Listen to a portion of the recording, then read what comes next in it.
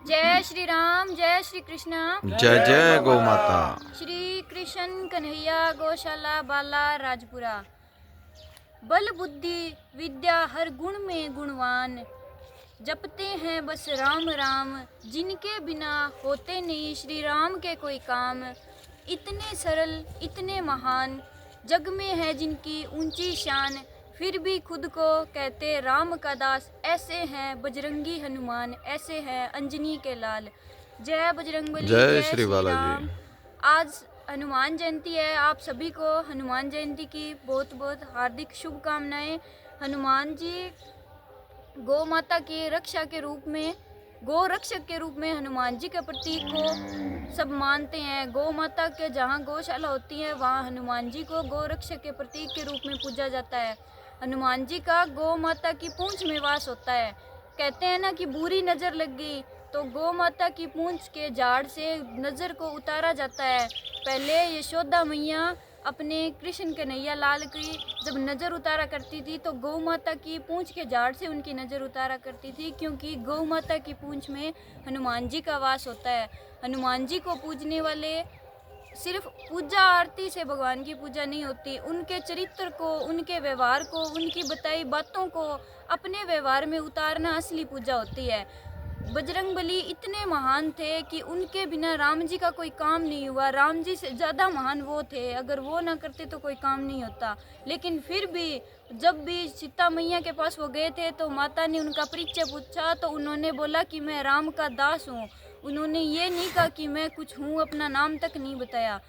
उनकी जो भावना थी, जो जितना महान होता है वो उतना अगर सरल हो तो वो उससे ज़्यादा महान होता है। हमें भगवान बजरंगबली से ये बात ज़रूर सीखनी चाहिए कि कोई पैसे से, दौलत से, गुणों से इतना गुणवान नहीं होता जितना वो, जब वो जहाँ बैठा हो वो तब बड़ा होता है जब उसके साथ बैठा खुद को छोटा महसूस ना करे। हमें ये बातें अपने व्यवहार में उतारनी चाहिए।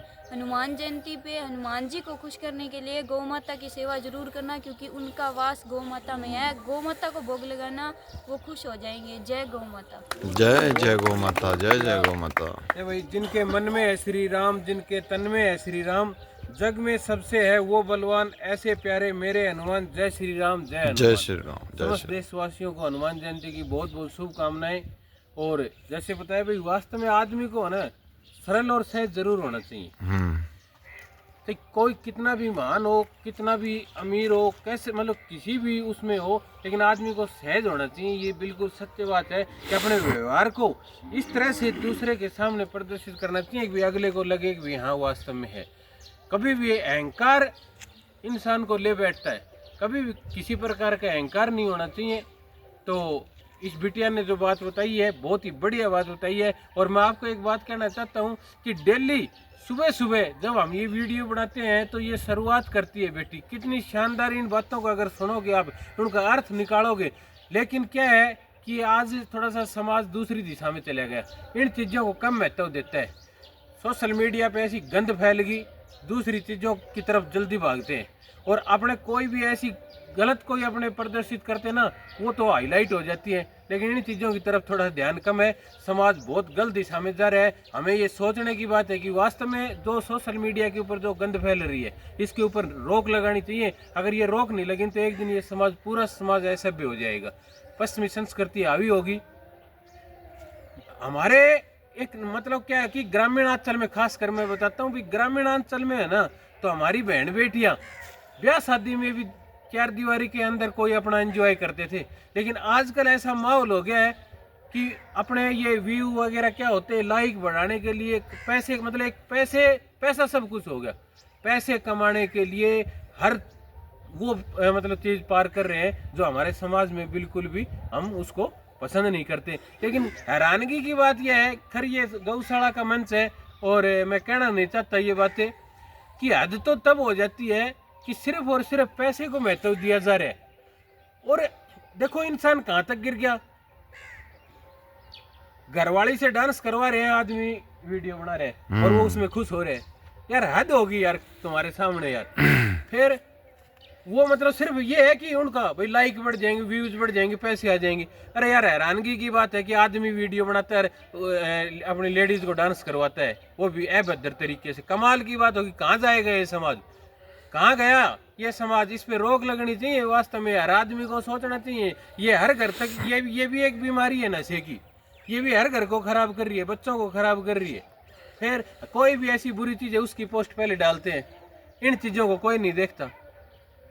तो कहने का मतलब ये कि अच्छी चीज़ों को फॉलो करो, अच्छी चीज़ों को, जिससे समाज को एक मैसेज जाए। कम से कम आज से जो 20-25 साल पहले जो हमारा समाज था वो बहुत सभ्य समाज था। आज से तो आज कहते हैं पढ़े लिखे हो गए लोग, लेकिन उस टाइम और इस टाइम में फ़र्क देखना, कभी उसमें गहराई में सोचना।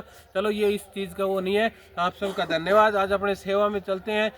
एक 200 रुपये की सेवा आई है भाई हमारे जो गौशाला के, हमारी टीम के जो स्टार्टिंग शुरुआत के दिनों में जिनकी मेहनत से आज ये गौशाला में, आज ये पूरी इस क्षेत्र में, इस गौशाला का नाम हमारे कालू जी जोड़, उन्होंने 200 रुपये की सेवा दी है भाई। और लगातार हमारी टीम के साथ जुड़े भी हुए हैं, डेली आके सेवा भी करते हैं और उनकी बड़ी आस्था है गौ माता के प्रति। तो कालू जी जोड़ आपका बहुत बहुत धन्यवाद, बहुत बहुत आभार। और भाई एक सेवा आई है जो हमारे अजीज हैं लेकिन हम बोल नहीं सकते, उन्होंने गुप्त दान के लिए बोला है।